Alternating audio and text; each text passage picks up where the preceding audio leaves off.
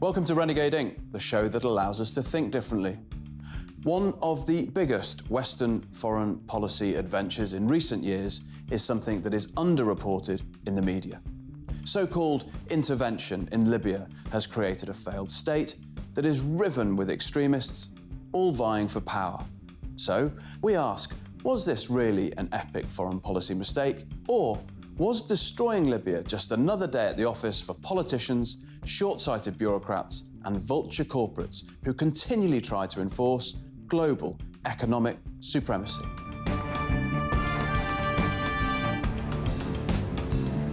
Libya was apparently Barack Obama's biggest regret. This is what his then Secretary of State said about the then Libyan leader, Muammar Gaddafi. So, I mean, that is the land of unconfirmed reports. Yes, we came, we saw, he died. Did it have anything to do with your visit? No, oh, I'm sure it did. We were in Libya as the country fell and shot these images. We listened to the Libyan people who celebrated and believed the noble intentions of the West.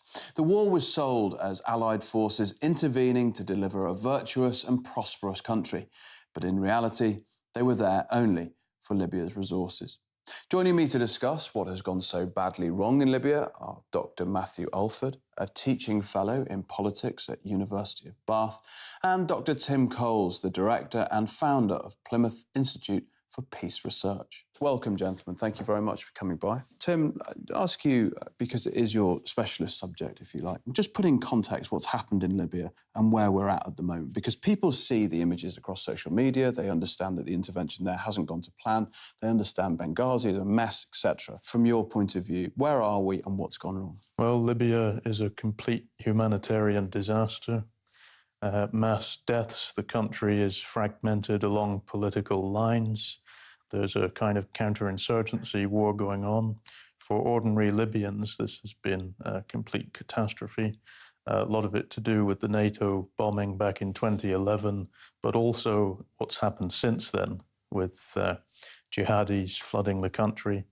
And the way that this is portrayed in Western media tends to be as some kind of series of events that are just on the periphery of interest. And what's particularly interesting about the way Western media handle this is we have good evidence from, for example, the British government had an investigation into Libya, into the British role, and their conclusion was that the war was waged on basically a lie. It was sold as a humanitarian intervention because Libya's leader, Muammar Gaddafi, was supposedly about to commit an ethnic cleansing in a region called Benghazi.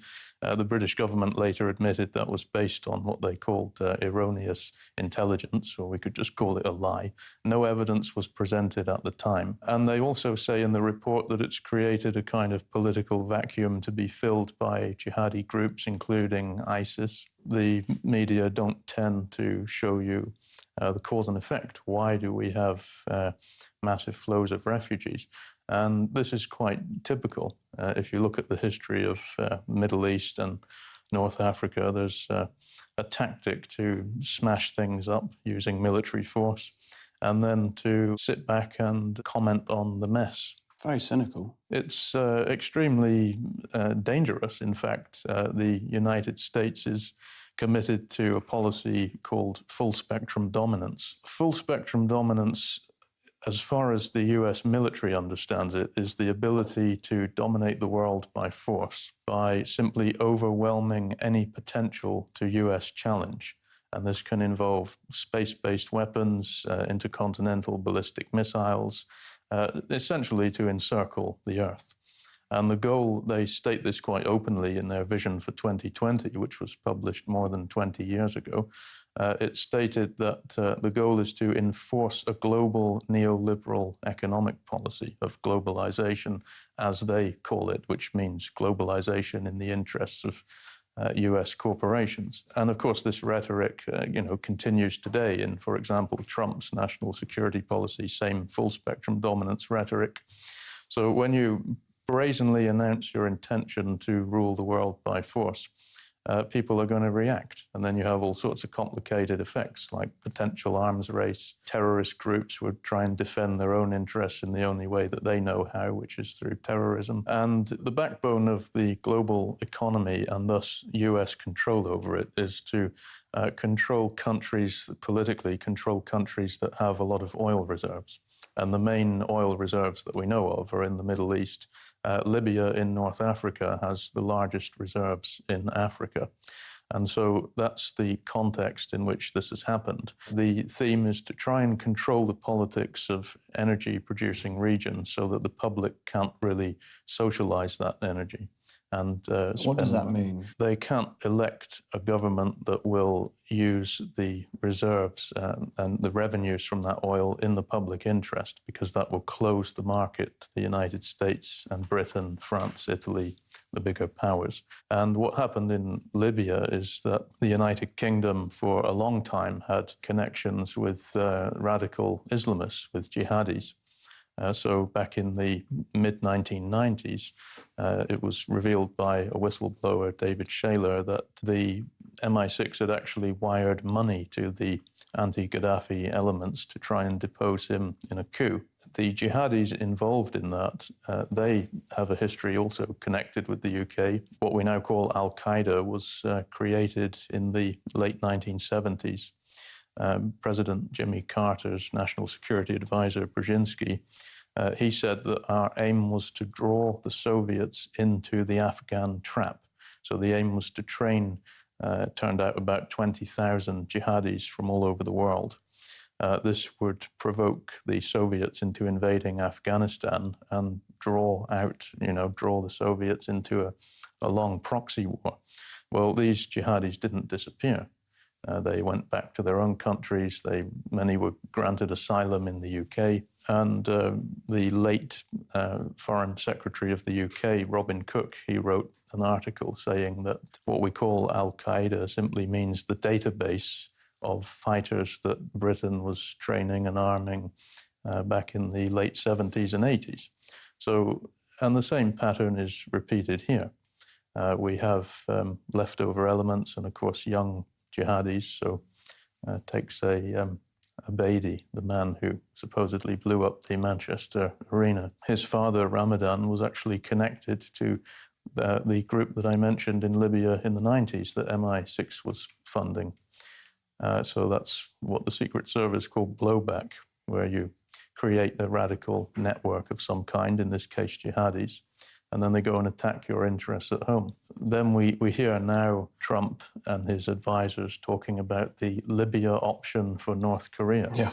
Essentially, Gaddafi, after the invasion of Iraq in 2003, felt sufficiently threatened to give up his deterrence, which was chemical and biological weapons. So you mentioned earlier the neoliberal doctrine. The Washington Consensus, it's also called in a different way. And this is, as you said, to control the global oil supply for the interests of American corporates and American people, the West more broadly. Did Gaddafi know this was coming? Yeah, Gaddafi was essentially threatened into making reforms, which means privatizing resources and opening Libya's markets. So the situation that Gaddafi found himself in was trying to stick to his own, in my view, warped and dictatorial policies. You could hardly call it socialist, but by the standards of the region, it had socialist aspects, yet also trying to appease the United States so that they didn't destroy the country and overthrow him. At that point, the British, France as well, certainly the US, started to organize what became the fourth largest jihadi mobilization in history, according to US sources, US military sources, again, hardly reported anywhere. This coincided with the Arab Spring, which was ordinary people's efforts to promote some kind of democratic changes in their own countries. On the surface, the US and Britain were still supporting Gaddafi, but underneath, it later transpired that even before the Arab Spring, the British started to train anti-Gaddafi terrorists, or rebels as they called them. Moderate rebels. Yeah, and that's just part of the standard propaganda, that when it's our terrorists, they're not terrorists, they're rebels or freedom fighters. Terrorism only applies to enemies. So this group essentially hijacked the Libyan Arab Spring. And from there, the so-called rebels were using NATO as a kind of air force to destroy Libya. And as I mentioned earlier, complete humanitarian catastrophe for ordinary Libyans. Major war crimes that NATO committed. Ironically, the invasion was, as I said, launched under a humanitarian pretext to stop an ethnic cleansing. A real ethnic cleansing occurred because of the NATO bombing. The jihadis that we were working with started to ethnically cleanse Libya of black Libyans. And you could find some reporting of this, like Amnesty International, but hardly anything.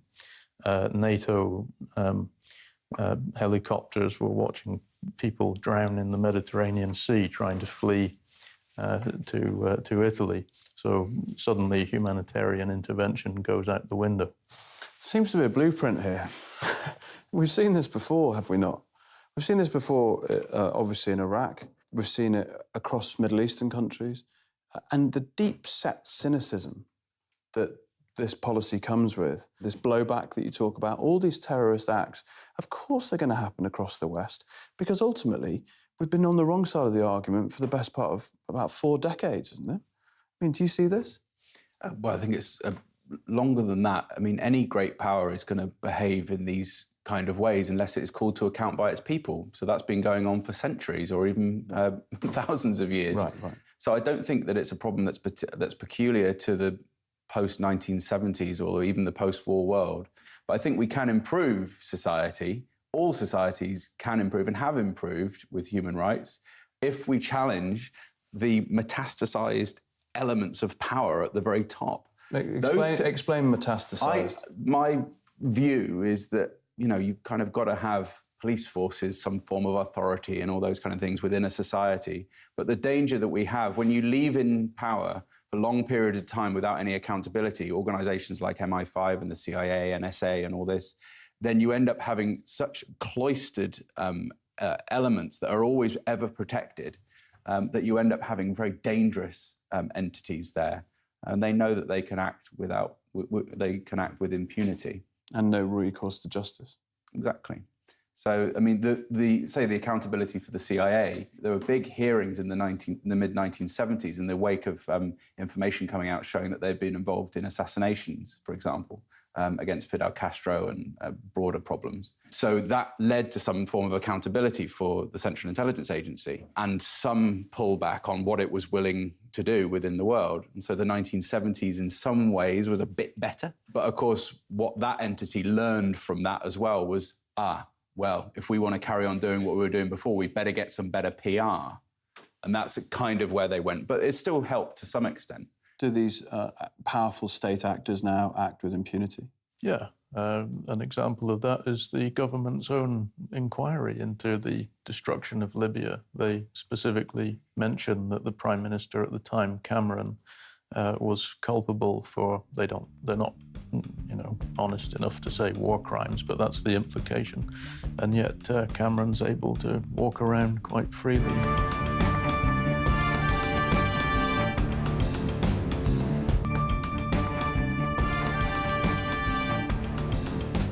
Welcome back to Renegade Inc., the show that allows us to think differently.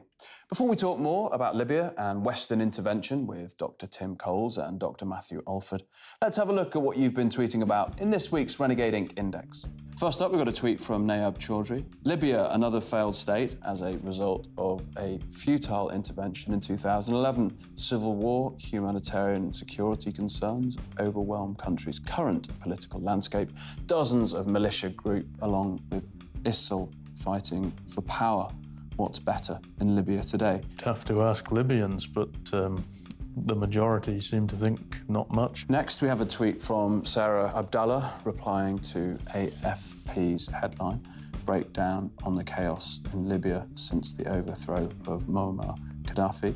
In a nutshell, Obama, Hillary and their NATO buddies bombed Libya to ruins and paved the way for slave-selling jihadists to take over, transforming a once stable and prosperous country into a completely war-torn, failed state. And don't forget the casualty figures. By the Libyan government's own estimate, 30,000 people died in that first year. And these people are of very little interest to Western media. Which is why we don't know it. Except when they cause a problem to us. Next from Musa, why is everyone calling West's declaration of war against nations intervention when a foreign military enter and occupy another country's land against its government? It's called invasion and occupation. US is occupying Syria, Iraq, Libya, etc. Finally, from Middle East Eye, after a century of exploitation, intervention and betrayal by the West, it should come as no surprise that anti-Western extremist movements have surfaced throughout the Arab world. In the first half, we talked, and Tim mentioned this full spectrum dominance. The argument for is we're the good guys, i.e. America and Western powers are the good guys. We're spreading democracy, we're spreading the rule of law, we're spreading freedom, often at the end of the barrel of a gun, but we're doing it. And the argument for it is saying, if we don't do it, somebody else is going to do it. You hear it all the time. Is that an argument? I think we should be aware of how powerful the West is. All right, yeah, countries like China or whatever, they could impose human rights abuses further afield if there is a power vacuum left. But at the moment, we dwarf these other nations in terms of human rights abuses, the number of people we kill. It's a matter of overkill, I think. If you're a comedian in a club or a teacher in a school, it's all very well to impose some form of order, but if you start using violence to great extent and the threats go way out of control, then that's what we are. That's what our civilization is doing in all sorts of these different parts of the world. Yes, order and yes, some kind of military is necessary on our side of the world for genuine humanitarian intervention is important, and to maintain the integrity of our own nations. But we are so far beyond that. Do you agree? I can't think of a single genuine humanitarian intervention. It's always done under the propagandistic cover of being in the interests of humanity. And the so-called Third World rejects the doctrine of humanitarian intervention because they've been on the receiving end of it for centuries. British Empire, French Empire, American Empire, so they know exactly what it is. It's just thinly masked colonialism. And we should also ask, who actually has the capability to dominate the world? It's certainly not China, and we know that because US military reports to Congress say so. They say that China's reach is regional. We know that Russia has no intention to dominate the world. We know that from US Army reports. They said with the case of Ukraine, they said if NATO starts to interfere in Ukraine, that will provoke Russia. They didn't talk about Russia starting an aggression. So the military themselves understand this state of global affairs perfectly well, but try getting the media to recognize that. When we talk about the military-industrial complex, should we talk about the media and military-industrial complex as one unit? Because it seems to me that there isn't this talk, there isn't this debate, there's a lot of what's left unsaid, there's a certain sort of selective amnesia about what's reported. Should it actually be called the media and military-industrial complex? It depends on the specific media. So with the BBC, for example, it's basically the state, and the state is involved in all of the things that we've been talking about. So the lines get extremely blurred there. I co-authored a book called National Security Cinema, which points you to my position, which is that there are strong elements of the national security state, the military-industrial complex, the CIA, the Department of Defense, involved in the creation of film scripts that are anything to do with American foreign policy or anything to do with these institutions that dominate American foreign policy. So we should call it the media and military-industrial complex. So you could perhaps call it the media. I mean... Or is that conspiracy theory? I wouldn't say it's a conspiracy theory. I'd just say it's possibly perhaps over-egging it a little bit because there is still independence within the media organisations to a reasonable extent. I think it's important to remember, we can use independent media to push out important messages as well. The sense I get from the book is that it is not just one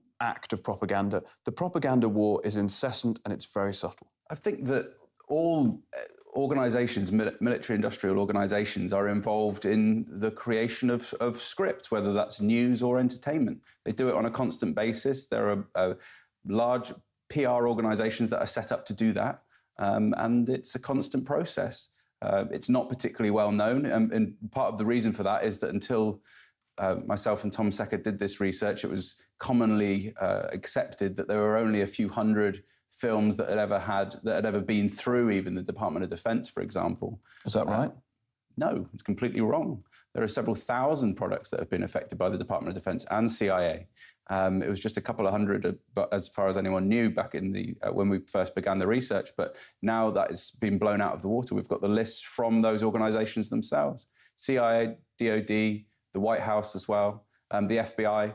They have absolutely caked the film scripts and TV scripts. And it's become an increasing problem over the last few years as well, since they've become more involved in reality TV shows to try and give a good impression for their soldiers when they go on cookery shows or quiz whatever, but also on larger projects about American military, such as Iron Man and Transformers and all these kind of things. An enormous amount of effort then goes into managing, let's say, democracy. You say it's overkill. It certainly looks like overkill.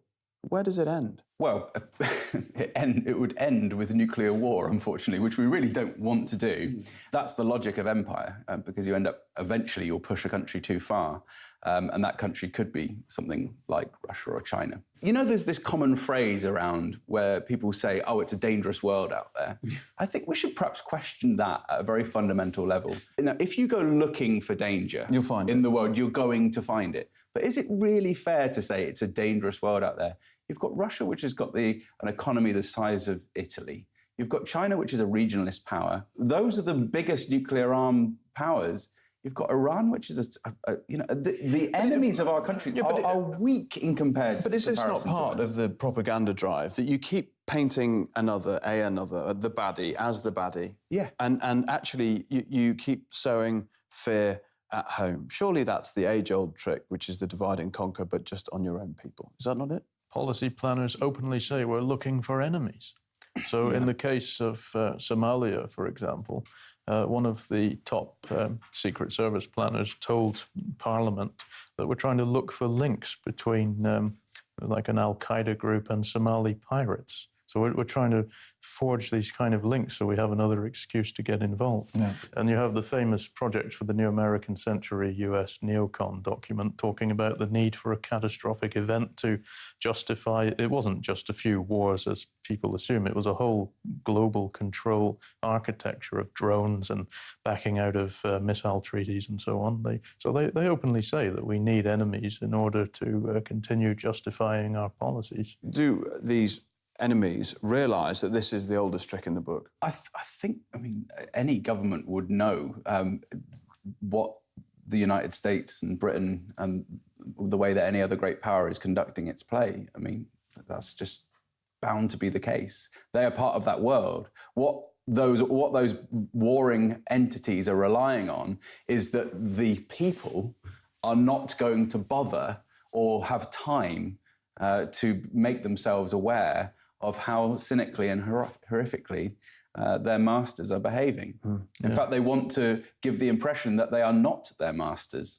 Right. It's like that old quote, isn't it, from The Usual Suspects? The greatest trick that the devil ever pulled was making you believe that he doesn't exist. Yeah. That's the idea that we live in a democratic society, that our organizations that are running us are there just to help, rather than to actually operate power on the sly, which essentially is what your book has rather brilliantly shown, and some of your forerunners like Mark Curtis. And in your book, you identify many countries, which you reviewed the book. This is terrific. So amazing evidence and very well documented. Just name some of the countries that Britain is involved in at the moment as a sort of sleeper cell, if you like, waiting, or as a destabilisation.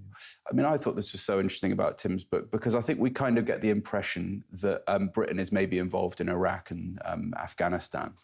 That's, if you watch Newsnight, that's kind of the typical. Tim's book shows really clear evidence showing we're involved in Sierra Leone, Kosovo, Iran, Colombia, Ukraine, Sri Lanka, Papua, Somalia, Bangladesh, Yemen, plus not to mention the fact that there's also several countries that we arm and this is more common knowledge, entities like Saudi Arabia. So I think although we don't want to overemphasize the ability of the British to control the world, I think it is fair to say that Britain is much more involved in many more countries than anyone kind of knows, on the street of Britain. And the potential for abuse there is really quite significant. We found that really interesting case. It was about a week ago. It was reported just at the end of Radio 4 News. I was just listening in the car, and it was reported that Britain was working with the Saudi government to repress rebels in Yemen.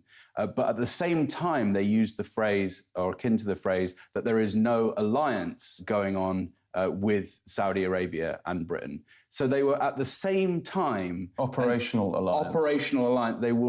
They were denying that they were operating together in any meaningful way, because obviously the British people doesn't want Britain to be operating with the Saudi government, which it knows to be horrific. What do we begin to do to hold power to account if the media is, corporate media or state media, is so incredibly toothless when it comes to these things? If people en masse put in Freedom of Information Act requests, which people like myself and my regular co-author, Tom Secker do, it really does put the government under pressure to release important documents. I mean, the reason that we found that this list of several thousand films had been rewritten or worked on by the American state was just because we put in a Freedom of Information Act request. That's all we did. And the government is obliged to listen if more than one person puts in at the same time. So I'm not just talking about people putting in things for films, but anything to do with foreign policy.